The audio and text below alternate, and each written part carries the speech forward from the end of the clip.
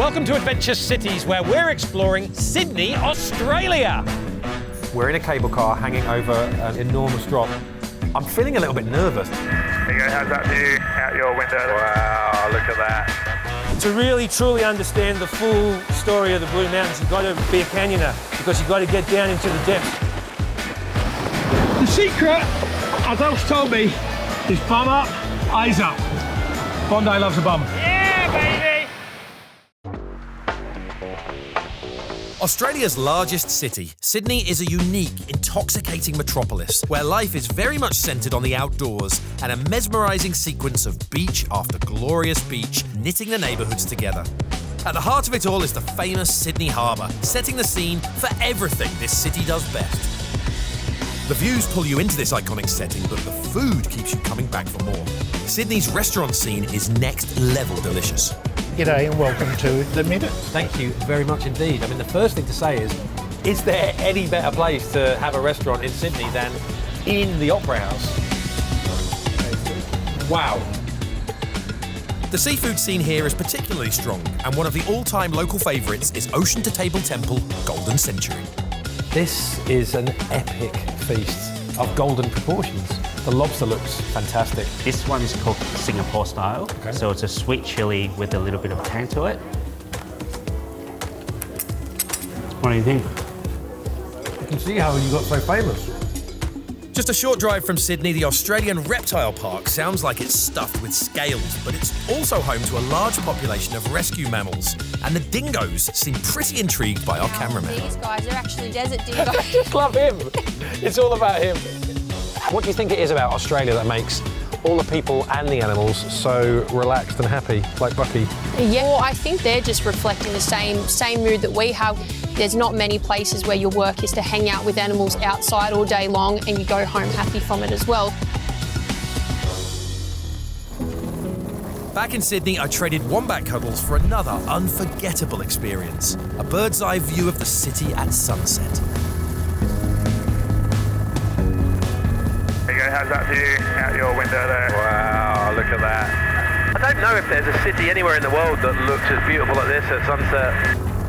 It was an epic experience to end my first day, and I found a similarly glorious way to start my second one. So, what a business.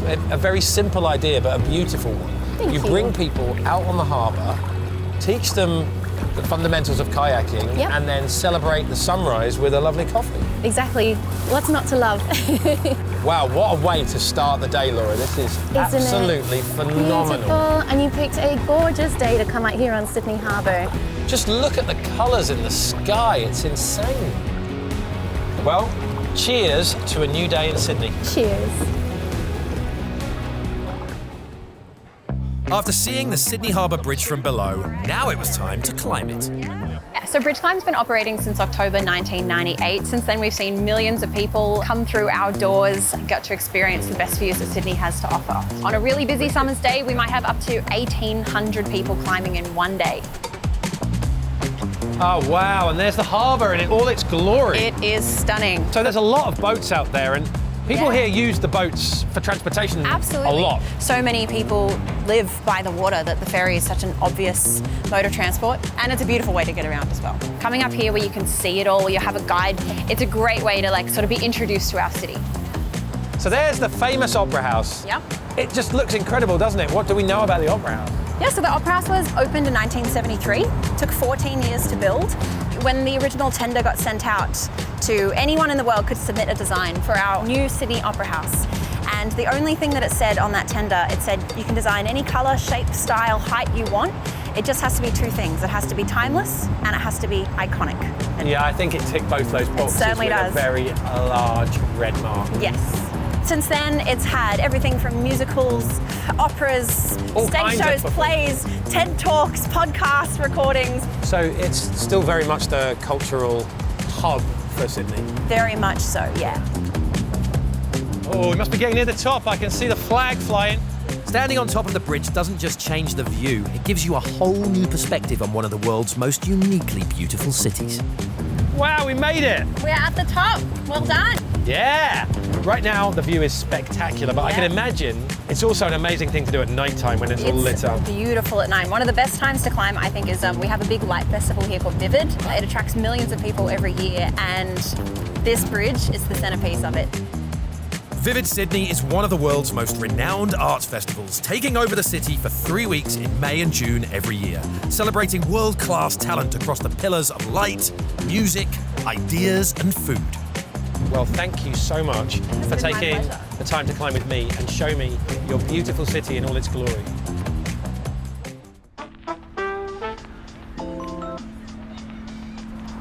I've come to the neighbourhood of Chippendale, which is normally known as an artsy bohemian enclave in the middle of Sydney, but it's become world news recently because it's home to the best coffee shop on the planet. Toby's estate won the coveted award and has been named the world's best. And now the queue runs down the street all day as people line up to sample this amazing coffee. So you guys have just won the biggest award in coffee because you've been named the world's best coffee shop. Yeah, we were very, very excited and humbled when we heard. Since you won the award, how have things changed? We're still doing our exact same thing. We're just doing it to more people. We've had to hire a few more staff in the cafe. Right. I would say the difference with Toby's is that we're just very consistent. So we're very particular. We care about what we do. We love the product of coffee. And that is what's similar to, an artsy type neighbourhood. We're surrounded by designers and architects and people that care about the aesthetic of things, but also spend time in the little details to make something look beautiful, or in our case, taste beautiful. Next on my list of must-visit hotspots is a place that's been on my bucket list for years. You must be Ash. Hey, nice to meet you. So this is the famous Bondi Beach. This is the famous Bondi Beach. And this is arguably the most famous beach in Sydney. And it's a very laid-back pulse, isn't it? Yeah, I would say it is very laid back, very chill. Like, you wake up down here and the sun's coming up and they've got people running along the beach and people going surfing, and all this before work. So, it's the best way to start your day down here. And we're going to get you surfing today. I believe you have surfed before. Yeah. So I've got high expectations. Uh-oh. So I have surfed a few times before, but always as a beginner. Tried it in a few places. Obviously there's not much surfing in London, so I didn't grow up as a surfer. Very much a beginner, but luckily today, it looks like the waves are pretty small, so hopefully I can manage them. The board is big, the waves are small. I'm feeling good. Whoa. A brief moment of glory, then splash. Really well today. A little bit slow at the start, but once we got out there, he got his rhythm. He did really, really well. And it had been 6 months since his last surf, so that was pretty impressive. Yeah, baby! The secret, as Elf told me, is bum up, eyes up. Bondi loves a bum. And that felt great. After hitting the waves in every sense, I got to meet one of the biggest names on the beach and a star from Bondi Rescue. You are a legend. I know exactly who you are. I've seen you many times on TV. Yeah. Love it. Oh, it's good you've come down to Bondi. Have a look. So this is arguably the most famous beach in the world, and you're the guy in charge of keeping people safe here. That's a heck of a job.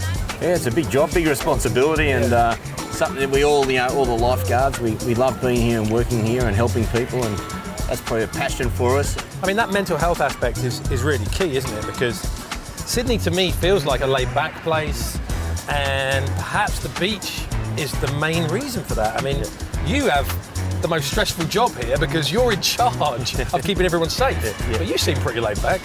Yeah, look, it is a very laid-back place, and we maintain it with good patrolling strategies, so we don't have to get to that stress level that often. Everyone's passionate about being on the beach and helping people, and I think our role keeps everybody enjoying the beach and stress-free, because I know we're here to make sure the beach runs smooth and everyone comes and enjoys their time, whether they're exercising, whether they're surfing, whether they're swimming in the ocean, enjoying the ocean.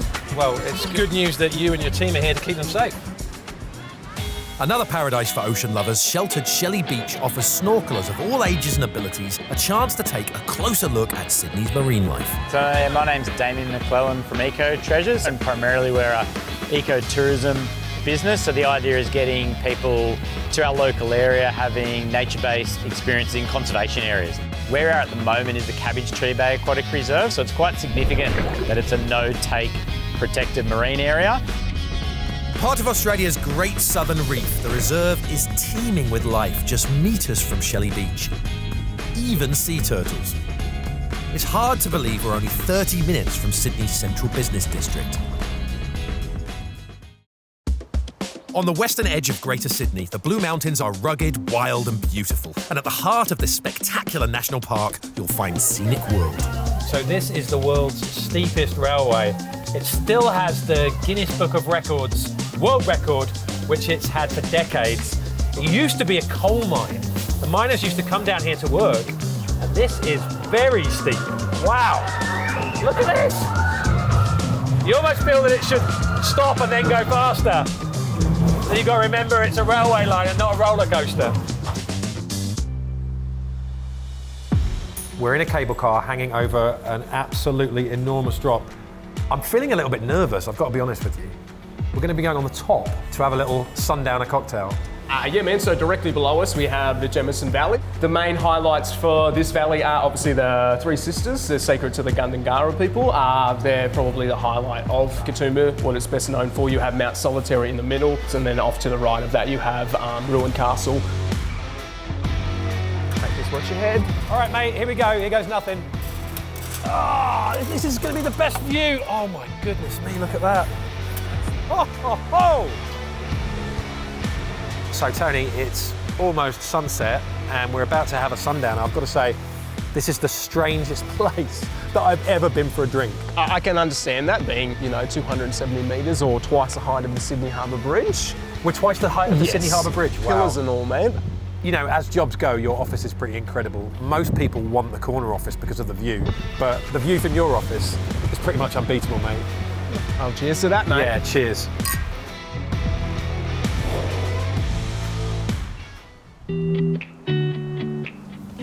Morning, you must be Dan. Morning, Jonathan. Very nice to meet you. So, what are we going to be doing today? We are going to visit one of the most popular canyons in the Blue Mountains, Empress Falls Canyon. Empress Falls Canyon is super popular because it's easy to get into and easy to get out of compared to a lot of our other canyons. Beautiful scenery, some great jumps, and then the crescendo is a abseil down a 30-metre waterfall at the end. The water down here isn't super deep, so we don't even want to do the feet first jump. We're going to do what I call the Hollywood Western jump. I'm going to get you to shoot me, and I'm going to die like a good Hollywood Western actor and hurl myself on my back into the water. The problem with that is there's no one left to shoot me, so I'm going to have to shoot myself.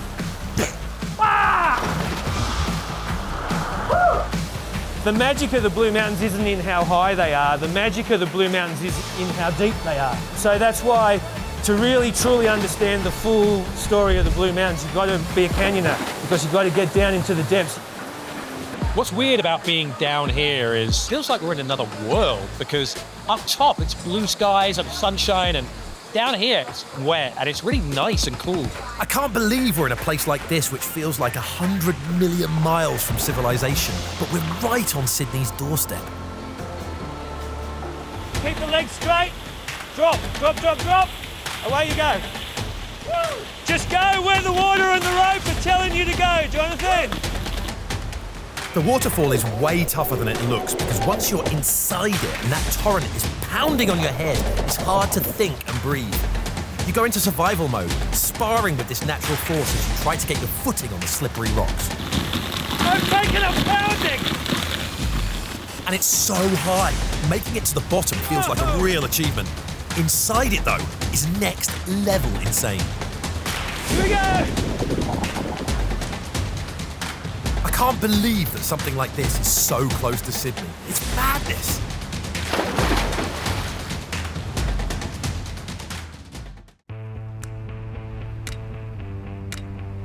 In a city built for the outdoors, sport naturally finds its place. And at the Sydney Cricket Ground, or SCG, I get the chance to meet one of its current stars.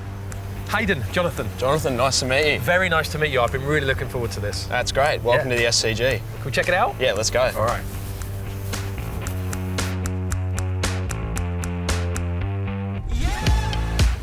Wow, look at this place. Quite the view, isn't it? What an arena. Yeah, it's amazing. Probably my favourite sporting venue in the country.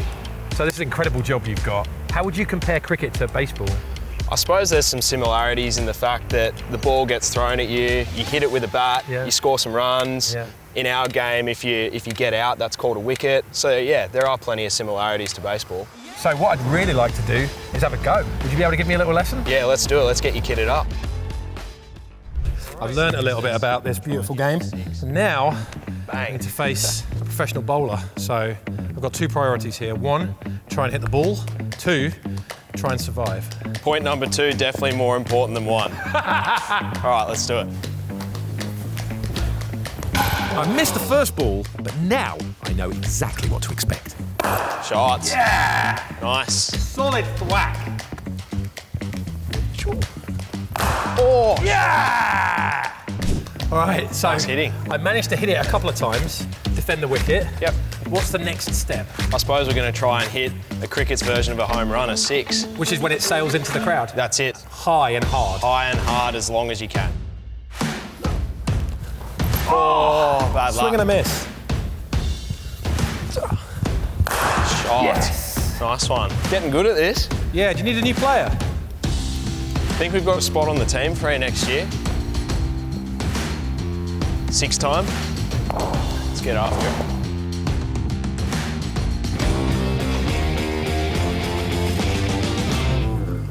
Yes! Come on! Nice one.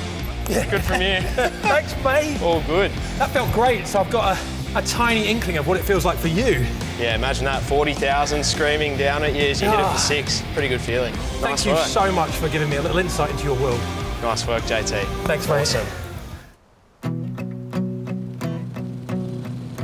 Just a short drive from Sydney, I'm riding quads with my guide Rachel across the Stockton sand dunes in Port Stephens, home to the largest coastal dunes in the Southern Hemisphere. Aboriginal-owned Sand Dune Adventures takes riders from bush to beach while sharing Aboriginal food, culture and history. So what is a midden site? So the midden sites actually show how far our people traded, the meals that we were eating, you know, the abundance of seafood and all of our medicines, our shelters, our plants, it was all here. Everything I have here, except for the ochre, they are all from our site here. So this is what we call a grinding stone. So these beautiful stones, if you'd like to feel it, they were used to grind down seeds from the lamandra and from the wattles. So the lemon tea tree, just break a bit off, crumple it up, get some oils out and have a smell. Beautiful for your sinuses, for teas. You would put that in that paper bark, wouldn't you? Gingery. Yeah, gorgeous herb. And as I said, the lamandra, you see it growing everywhere now in the council gardens, but the leaves are amazing for weaving, extremely strong fibre. So fishing nets, absolutely everything. Really important is the seeds. They're very spiky. We would have our beautiful big coolamans. You would bang them seeds, they're a bit like rice kernels, and you would grind them down. There's beautiful big plates that went with these stones, kind of like a giant mortar pestle, and you would grind them down to make your different dampers. You've got the beautiful lily pillies. Taste a lily pilly. Find one there. What are these? Yep, so just take a bite on the side, but yeah, very crispy, a bit like a watermelon kind of crisp, so you can hear the crunch. Yeah, sort of a sweet radish. Yeah, absolutely. That is a perfect description. Back at base, one of the crew introduced me to the didgeridoo. Naturally, I had to try it for myself.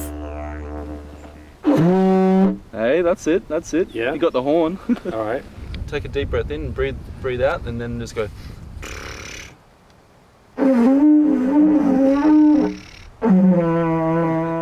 Literally blew it. About 40 minutes from the city, Kangaroo Point is a place where Sydney rock oysters aren't just on the menu, they're the main event.